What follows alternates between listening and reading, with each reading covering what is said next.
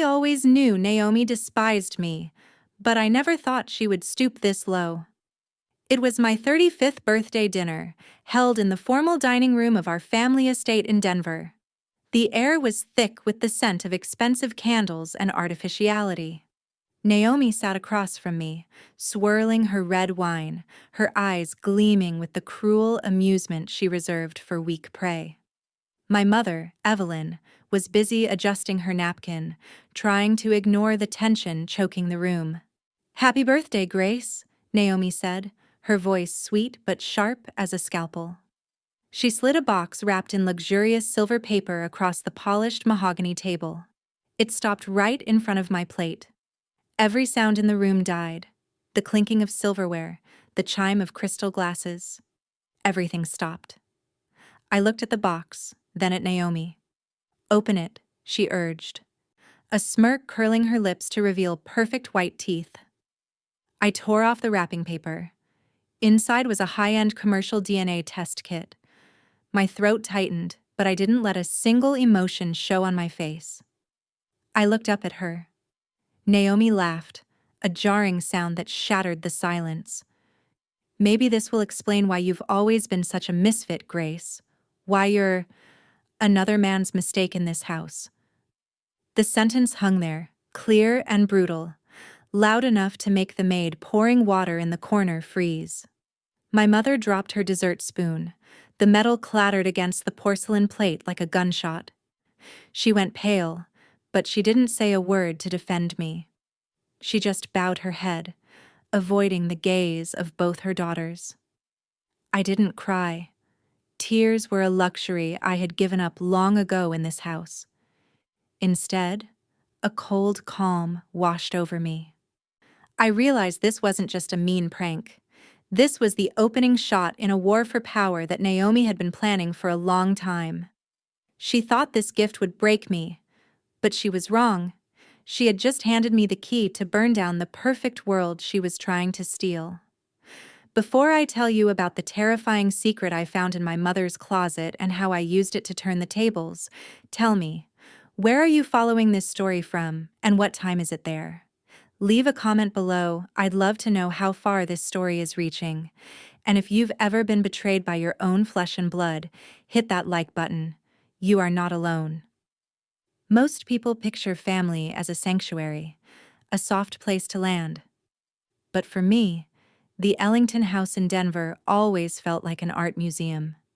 Magnificent and flashy on the outside, but bone-chillingly cold on the inside.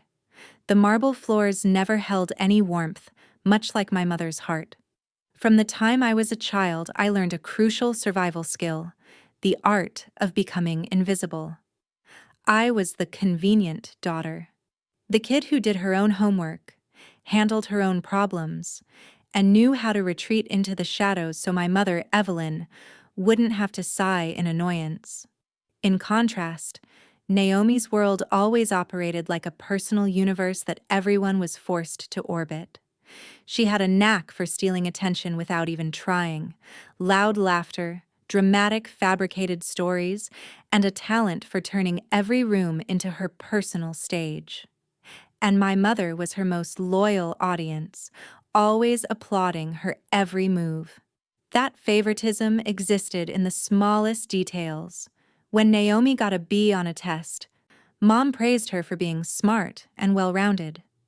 When I brought home a report card of straight A's, Mom just blinked, looking at me like she took a moment to remember who I was, then said in an indifferent tone, "That's nice, Grace. Now go set the table." That indifference cut deeper into my self-esteem than any scolding ever could. My father, James, was the only exception in that giant refrigerator of a house. He was a man of few words, but his quiet presence brought a strange sense of safety. In rare moments, a hand gently placed on my shoulder, a proud nod when I graduated college, I felt like he actually saw me. I fled that house at 25 to go to Austin, building a boring but safe life with financial spreadsheets. But Dad's death pulled me back into this toxic orbit. I had no idea that behind his stoic silence was a dark secret. A terrifyingly meticulous plan he had quietly arranged to protect the daughter he truly loved, even from beyond the grave. 3 months after Dad's funeral, the dark gravity of the Ellington family pulled me back. My mother insisted on hosting a small birthday dinner at the old mansion. Her voice over the phone was too high, too theatrical, as if she were trying to recite lines from a bad script someone else had written. When I walked through the heavy, intricately carved oak doors, the familiar smell of lemon polish and old books hit me. The crystal chandelier still shone strictly, but the only warmth in this house had died with my father. Naomi was sitting at the marble kitchen island, flipping through brochures for luxury resorts on the Amalfi Coast. Her skin was tanned, radiating the indulgence of someone who had never worked a hard day in her life. She didn't even bother to look up when I entered. My mother stood by the bar, pouring her wine fuller than usual, her diamond-ringed fingers clutching the crystal stem like it was the only life raft in an ocean of fear.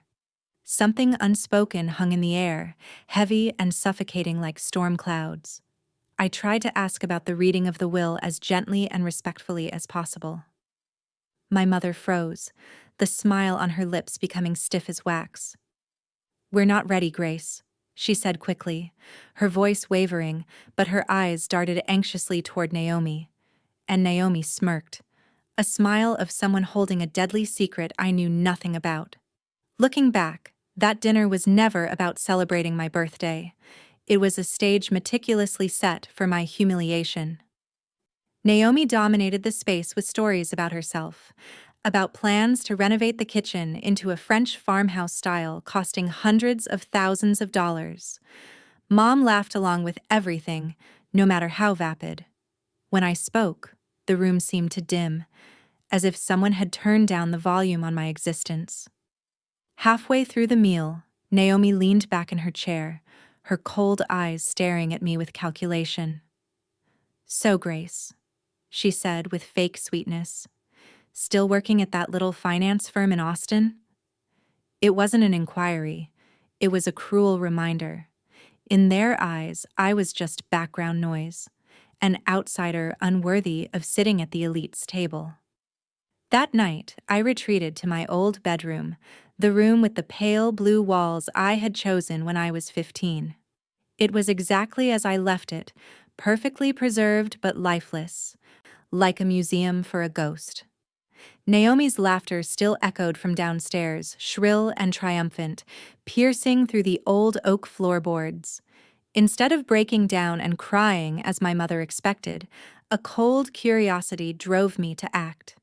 I started rifling through the closets and old bookshelves, looking for proof of my own existence in this house. In the back of a high shelf, buried under dusty textbooks, my hand brushed against a manila envelope yellowed with age. The dust around it had been disturbed recently. Someone had looked at this before me. Inside was a faded black and white photograph. It showed my mother, Evelyn, much younger, her eyes shining with a happiness I had never seen her direct at my father. She was holding an infant, me, and standing close to a stranger. He was tall, with sad eyes that looked exactly like the ones staring back at me in the mirror every morning. I flipped the photo over. My mother's shaky handwriting read, "James, please forgive me." The room seemed to spin. Naomi's taunt at the dinner table, "Another man's mistake," wasn't a random insult. She knew. She and Mom had buried this secret for 35 years, turning it into a weapon to strip me of my inheritance. I grabbed my phone and took pictures of everything: the photo, the writing, and the hiding spot. Then I looked down at the DNA test kit Naomi had thrown at me as an insult. She wanted me to take it to humiliate me, to prove I was an outsider. Fine, I would take the test, but not to satisfy her sick game. I was doing it because I needed ammunition. The next morning, I mailed the sample with a terrifying calmness. I was no longer the victim. I was the hunter patiently waiting for the prey to step into the trap. 5 weeks later, on a bleak Tuesday afternoon in Austin, the results arrived. I was sitting at my desk, the monotone hum of the office ventilation the only sound. The notification popped up on my phone screen like a death sentence, but strangely, I didn't feel fear. I felt a cold clarity, sharp as a knife dissecting my past. The text on the screen was undeniable. No biological relationship detected with the Ellington lineage. Instead, a strange name appeared. Hartman. It didn't hurt as much as I imagined. On the contrary, it felt like the final puzzle piece falling into place.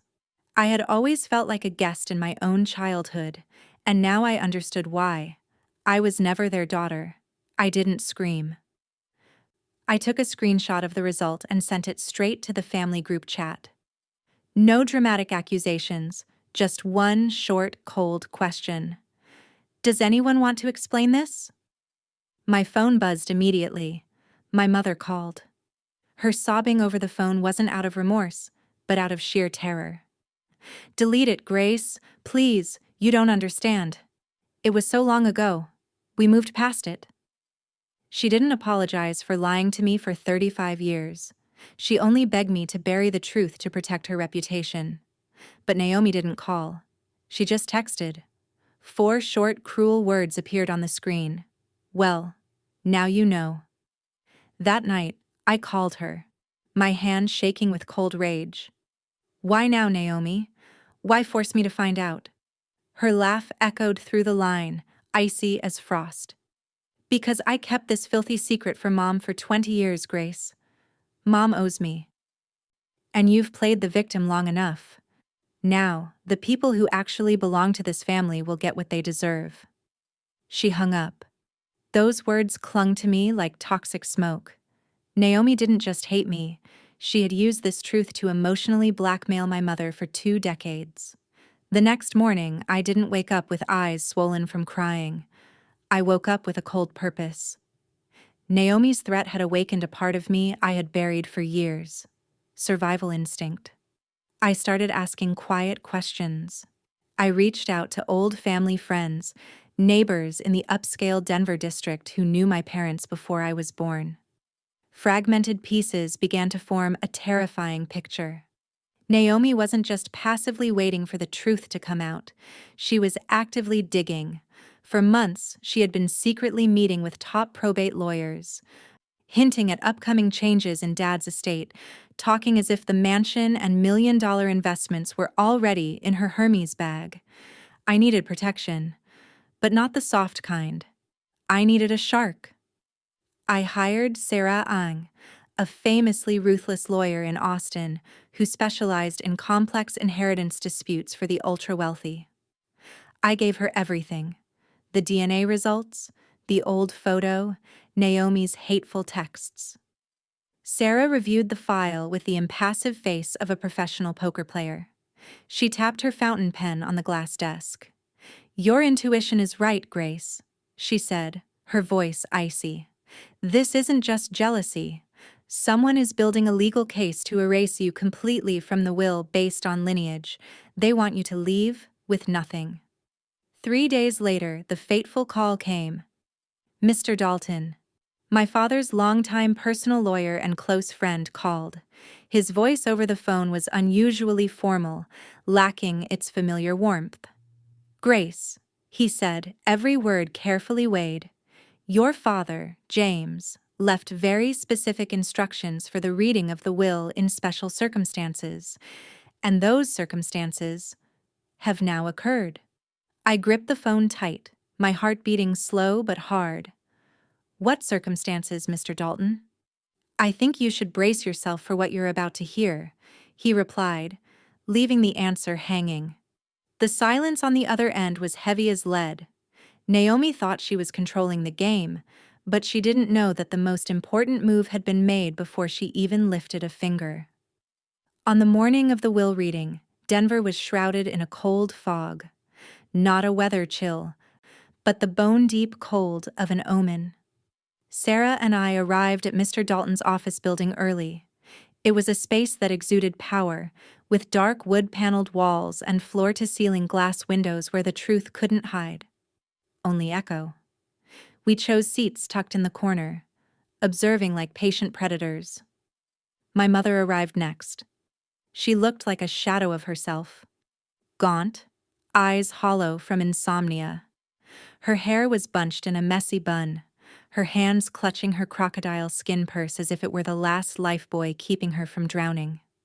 She didn't greet me, didn't even dare to look me in the eye, just silently sat in a chair at the end of the table, shrinking as if wanting to vanish into thin air. Then Naomi appeared.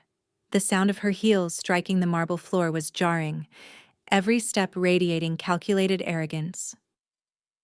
She wore an expensive cream suit, perfectly tailored, her face heavily made up to highlight sharp but cruel features. With her was an aggressive-looking lawyer, the type who appears on billboards bragging about winning property disputes. Naomi threw me a half smile, scornful and pitying. "Hi, Grace," she said, her tone as if greeting someone superfluous, her eyes gleaming with absolute conviction that victory was already in her hands. She believed that piece of DNA paper was her winning lottery ticket. Mr. Dalton entered last, carrying a thick file. He moved with the composure of a man who knew he was holding a nuclear bomb. As he sat at the head of the table, he placed his hand on the file, scanning each of us with sharp eyes. "Before we begin," his voice rang out, deep and commanding, "I want to note that Mr. St.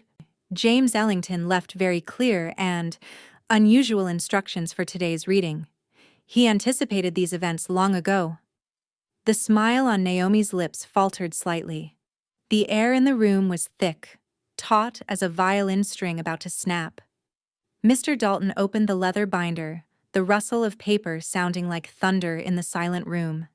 Naomi sat up straight, the triumphant smirk still lingering on the corner of her mouth, ready to accept the spoils she believed were rightfully hers.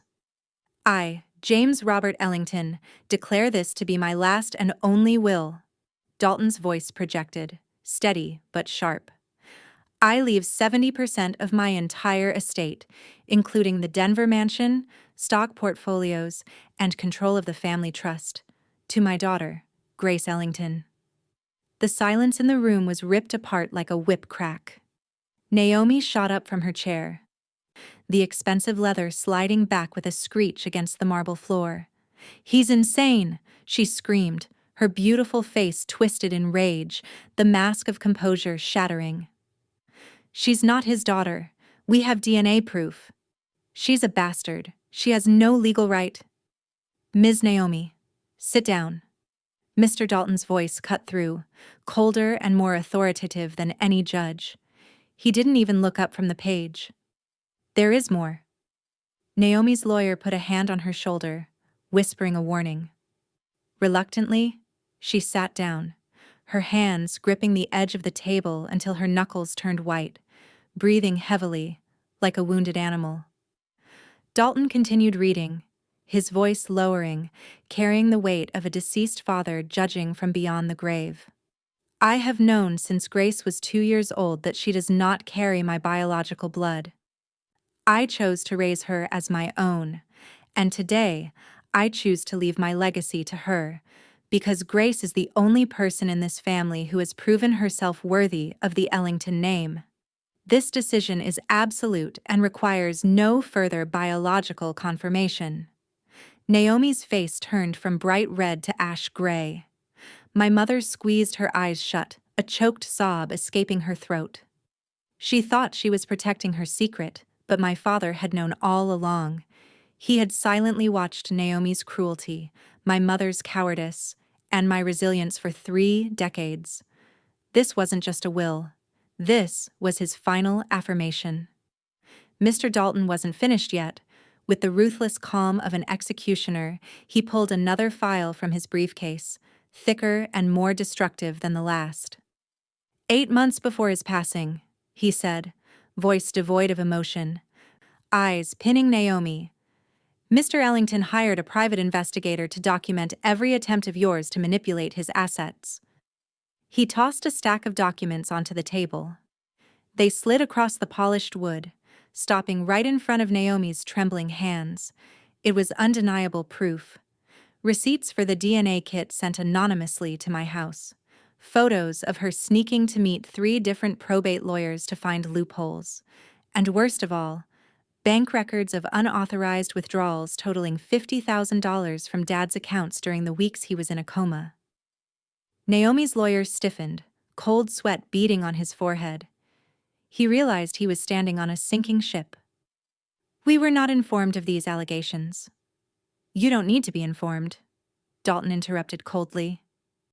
"And here is the finishing blow. The will contains an extremely strict no contest clause.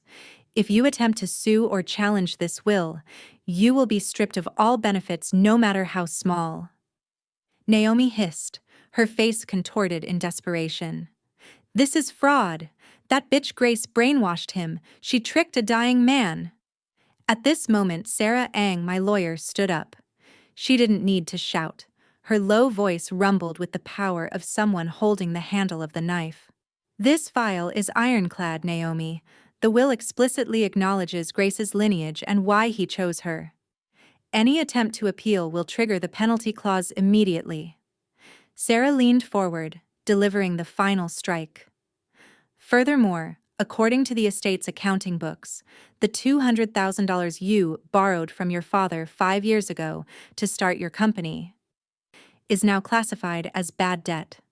It must be repaid to the estate immediately." Naomi's face went from red to ghostly white. "That wasn't a loan. It was a gift he gave me." "There is no paperwork proving it was a gift," Dalton retorted, closing the file with a dry snap that sounded like a judge's gavel. "You have 1 year to repay a total of $250,000 to Grace, or we will proceed to foreclose on your house and personal assets." Naomi collapsed into her chair, mouth gaping but unable to speak. She came here to strip me of everything, but now she hadn't just lost her inheritance. She had become a debtor to the very sister she despised. The air in the conference room seemed to thin, leaving only the sound of Naomi's heavy breathing. She sat there, shrunken in the oversized leather chair, looking strangely small and pathetic. The arrogance, the glamour, the elite shell, it all evaporated, leaving behind a woman facing bankruptcy and solitude. For the first time in her life, Naomi couldn't run from the consequences she created. My mother, Evelyn, stood up shakily. She looked at Naomi, then at me, her red eyes filled with belated regret. She stepped toward me, reaching out as if to touch me but recoiling under Sarah's icy gaze. "Grace," she whispered, voice breaking, "I want to fix things. I'll tell you the truth about your biological father. I want to start over." I looked at her, the woman who let me live in the dark for 35 years just to protect her fake perfection. I didn't feel anger, nor did I feel pity. I just felt empty. "You can keep those secrets, Evelyn," I said, my voice so calm it surprised even me. "The only truth I need is that Dad chose me. And to fix things, the best thing you can do is let me live in peace and never contact me again." I turned and walked out of that suffocating room, leaving behind my mother's sobbing and Naomi's deathly silence. In the following months, I authorized Sarah to handle the entire liquidation of assets in Denver. I sold the family mansion, sold the expensive furniture Naomi once coveted. I paid off the debts to the estate and donated a large portion to charities supporting abandoned children. I left Denver, leaving behind the city of glittering lies to move to a small coastal town in Oregon. Here, the air smells of sea salt and pine, clean and sharp. I bought a small wooden cottage where I can drink coffee every morning without worrying if I am good enough. Sometimes I still think about my old family. Naomi is struggling with debt. My mother lives in the loneliness of old age. But those thoughts pass quickly, dissolving like morning mist. I learned that family isn't the blood running through your veins. Family are the people who choose to stay by your side when the storm hits. And most importantly, the sweetest revenge isn't destroying your enemy, but living a happy, free life and completely forgetting their existence. That is the true legacy Dad left for me. If Grace's story of liberation touched your heart, or if you've ever had to learn to protect yourself from toxic people, subscribe to the channel right now. We share stories of justice, resilience, and the power of choosing yourself every day. Thank you for listening, and remember, your value doesn't lie in how others treat you, but in how you stand up after the storm.